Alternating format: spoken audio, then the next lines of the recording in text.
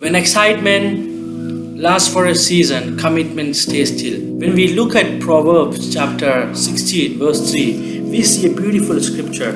It says, "Commit to the Lord whatever you do, and your plan will be succeed." When we talk about commitment has to do with giving our time, giving our loyalty, or giving our money to a particular person or principle in action. So when we talk about commitment, it's not just easy things to do.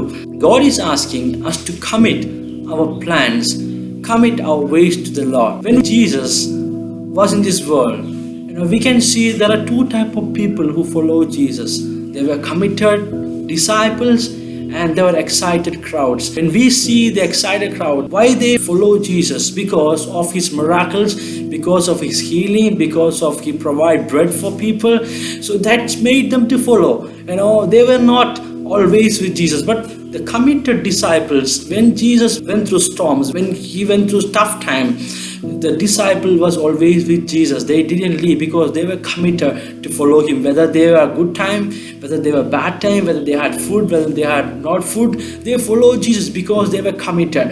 So, it takes our money, it takes our time, it takes securities when we commit to something, and it takes everything. So God is telling us, commit whatever we do. When we talk about excitement, people are excited. It's just a feeling. It's just an enthusiasm that is coming from us. It won't last for a long time. I see, some people join in athlete because he must have got a small prize in his school. So he tried. He was excited because they see Usain Bolt is running so well. They want to be also a good runner. But when things comes up, when he understand, practicing is not an easy thing. It has to do with the time, energy, commitment. When it comes to that, we see people are giving up.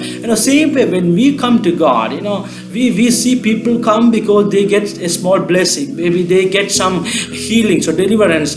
So they are excited. They come to church, they come to pastor, they are eager in the beginning. But as the time goes, when they go through tough times, what we see here is that they slowly give up and they will turn away from God because they were not committed, they were just excited. But God is asking to commit whatever we do, so we will be succeeding everything. There are three ways people commit. One, when we talk about committing to the Lord, what we do is that we tell, okay, this is God's plan, so I'm working on it, but we don't find God. At the end of the day, they are failed because they were not working with God in terms of their commitment. Secondly, when we talk about commitment, we see people are just doing their part half, and when they can't do anymore, when they lack, when they run out of the finance or their plan, they just depend on God. So in that time, they are asking God to help. So that is kind of another commitment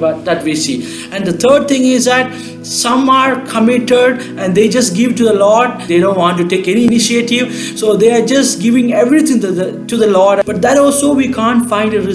The true commitment is that the beginning itself, when we plan giving to the God and we are partnering with God, we listen to God, we tell our ideas, take advice from God through the word, through pastors. So that is kind of a partnership. That is a real commitment that we should have. When we are committed in that way, we will see the success in our life. We will see success in our ministry. We see success in our work because we are working together with God. It's not God's work, it's not my own thing, but me and God working together. So that's how we would be able to see success in our life. So don't be excited. When excitement stay for a season, commitment stays still, because commitment has to do with our time, our loyalty, our energy, our money. So when we give everything, we will see the good result from that.